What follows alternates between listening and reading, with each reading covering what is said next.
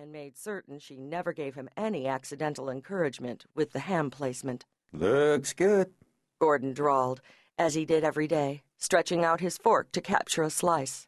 "Better'n good," Conrad added, unable to let Gordon top him in the compliment department. "Thank you," she said as she hurried away, not giving Conrad a chance to add anything else. He was a nice man, but he was about her father's age, and she wouldn't have picked him even if she weren't too busy to even think about starting to date. As she passed by the Bun double coffee maker, she automatically checked the level of the coffee in the pots and paused to start a fresh batch. The dining room was still full, and people were lingering longer this morning. Joshua Creed, a hunting guide, was there with one of his clients. Folks always hung around when Mr. Creed was there just to talk to him. He had an aura of leadership, of authority, that people naturally responded to. She had heard he was retired from the military, and she could believe it. He radiated command, from his sharp, narrow gaze to the square set of his jaw and shoulders. He didn't come in very often, but when he did, he was usually the center of respectful attention. The client, a handsome, dark-haired man she judged to be in his late 30s, was just the sort of outsider she liked the least. He was obviously well off, if he could afford Joshua Creed, and though he was dressed in jeans and boots like most of the people in the room, he made certain, in some subtle and some not-so-subtle ways, that everyone knew he was someone important, despite his show of camaraderie.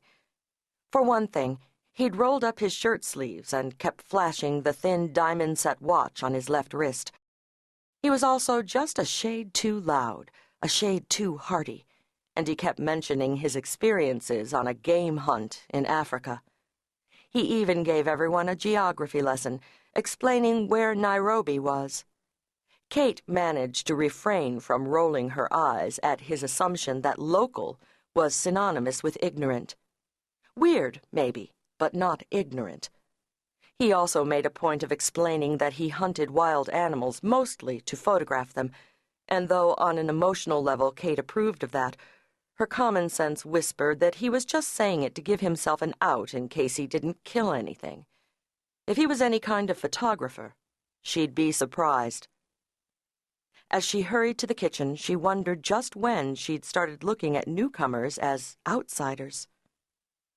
The dividing line between her life before and her life now was so sharply defined that sometimes she felt as if she weren't even the same person. There hadn't been a gradual change, giving her time to analyze and process, to slowly grow into the woman she was now. Instead, there had been jagged breaks, abrupt upheavals.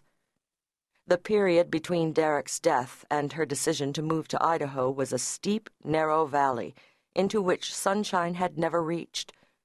Once she and the boys had arrived here, she'd been so busy getting the B&B open and settling in that she hadn't had much time to worry about being an outsider herself. Then, almost before she knew it, she was as much a part of the warp and weave of the little community as she had ever been in Seattle. More, even, because Seattle was like all big cities, filled with strangers and everyone moving in individual little bubbles. Here she literally knew everyone.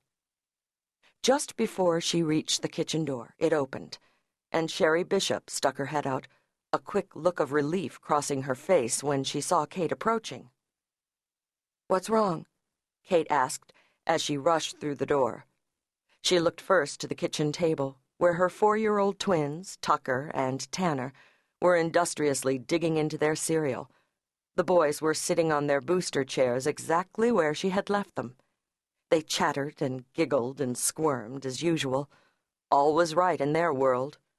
Rather, Tucker chattered, and Tanner listened. She couldn't help worrying because Tanner talked so little, but their pediatrician hadn't seemed alarmed. "Oh, he's fine," Dr. Hardy had said. "He doesn't need to talk because Tucker is talking for both of them. He'll talk when he has something to say." Since Tanner was completely normal in every other way, including comprehension, she had to assume the pediatrician was right. But she still worried. She couldn't help it. She was a mother.